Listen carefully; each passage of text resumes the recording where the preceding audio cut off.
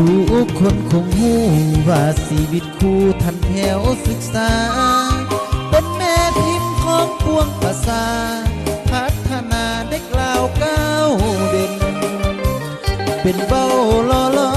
มให้ศาสตร์ลาวสุขสมห่มเย็นเกียกหนักบ่ไล่บางเว้นทุกขึ้นเว้นคนคว้าบทสอนความหวังยิ่งใหญ่ตั้งไว้ในอุดมการณ์สู้สดด้วยความขยันให้เดือนสั้น1 ปีต่อครั้งผู้วิสาการ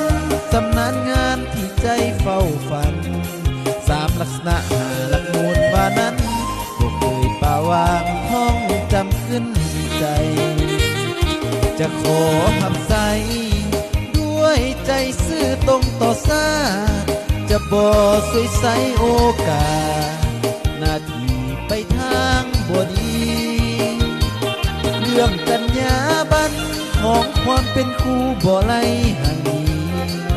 บ่เคยปาลาหน้าที่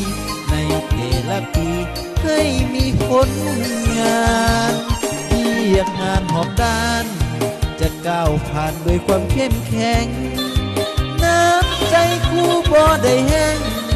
เพื่อหายอิดเหนื่อยดอกนาเป้าหมายของครู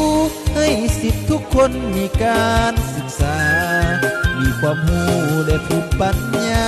เพื่อพัฒนาศาสตร์ลาวก้าวไป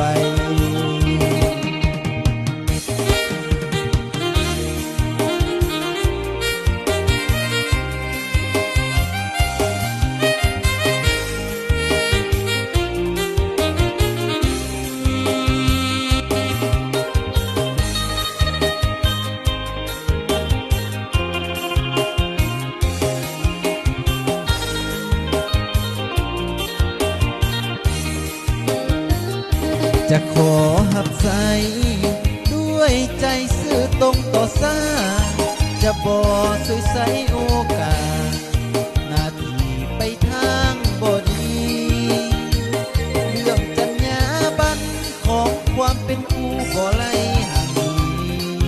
บ่เคยปาลาหน้าที่ในแต่ละปีให้มีผล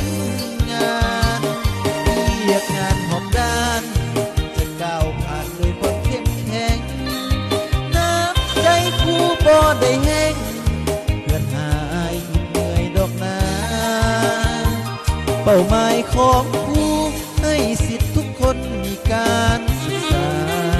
มีความรู้และภูมิปัญญาเพื่อพัฒนาศาสตร์ลาวก้าวไป